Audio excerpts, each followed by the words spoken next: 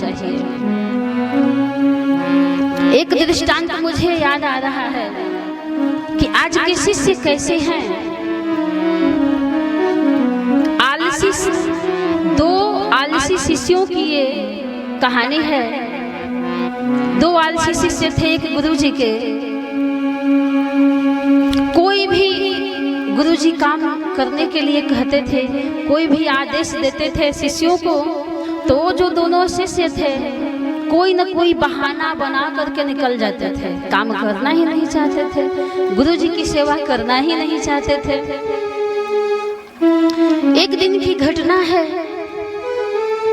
कि जो गौ माता थे, गुरुजी गैया भी रखे थे अपने आश्रम में। गुरुजी ने कहा कि देखो हल्की हल्की वर्षा हो रही है, गौ माता भीग रही है बारिश में, उन्हें लाकर अंदर बांध दो, बंधन से मुक्त करके अंदर उन्हें बांधो। तो शिष्य क्या कहते हैं, गुरुजी हम बंधन से कैसे मुक्त कर सकते हैं, ध्यान दीजिएगा। गुरुजी ने कहा कि जो रस्सी से गैया बंधी है, बंधन में है, उसे खोल करके घर में बांधो। तो शिष्यों ने कहा कि गुरुजी बंधन से मुक्त करना तो आपका काम है, हम लोग बंधन से कैसे मुक्त कर सकते हैं, हम लोग तो खुद ही बंधन में पड़े हैं, बंधन में फंसे हुए हैं। बहाना बना दिया। अब बेचारे गुरुजी उठे, गए अपना गौ माता को बांधे गौशाला में। फिर एक दिन की घटना है, सुबह सुबह गुरुजी को पूजा करना था।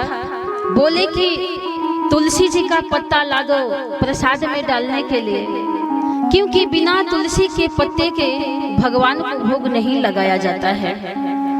तो शिष्यों ने कहा कि गुरुजी ये तुलसी की पत्ती किस तरह की होती है, हम लोग तो देखे ही नहीं है। क्या केले के पत्ते की तरह तुलसी की पत्ती होती है, कैसा होता है ये तुलसी का पत्ता, कि पीपल के पत्ते जैसे होते हैं। तो गुरुजी तो समझ गए कि ये सब फिर बहाना बना रहा है, कि पता ही नहीं है कि तुलसी की पत्ती कैसी होती है। तो गुरुजी भी सोचे कि आज इन लोगों का बहानाबाजी हम भी छुड़ाते हैं। कहते हैं कि ठीक है मैं बताता हूँ कि तुलसी की पत्ती कैसी होती है। हल्की हल्की बारिश भी हो रही थी, गुरुजी बैठे थे चौकी पे। गुरुजी ने कहा चौकी सहित मुझे तुम लोग उठा कर ले चलो, जहाँ तुलसी का वृक्ष है चौकी सहित उठाओ और वहां ले चलो, मैं बताता हूँ कि तुलसी की कैसी पत्ती है। तो फिर शिष्यों ने कहा कि आज गुरुजी नहीं छोड़ने वाले हैं, गुरुजी आप रहने दीजिए, हम लोग किसी से पूछ करके तुलसी का पत्ता उधर ले लेंगे। अब बहानाबाजी लोगों का छूट गया। ऐसे ऐसे शिष्य जो सेवा से भागे। अरे शिष्य का सेवक का धर्म तो कठोर होता है जे, और जो आलस्य करे जो भागे, फिर वह सेवक कैसा, शिष्य कैसा।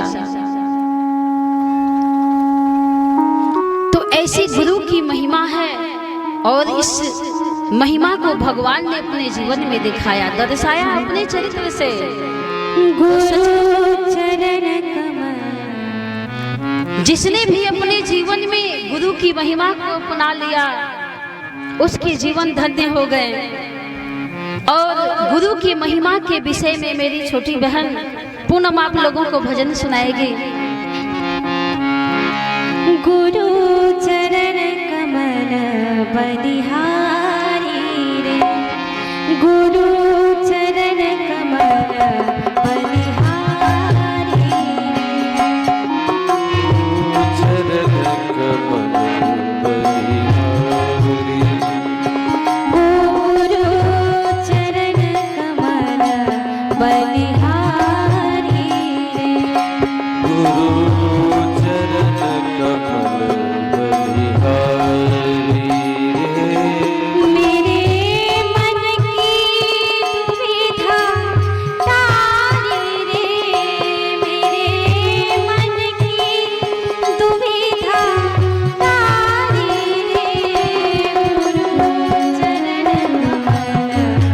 कर दी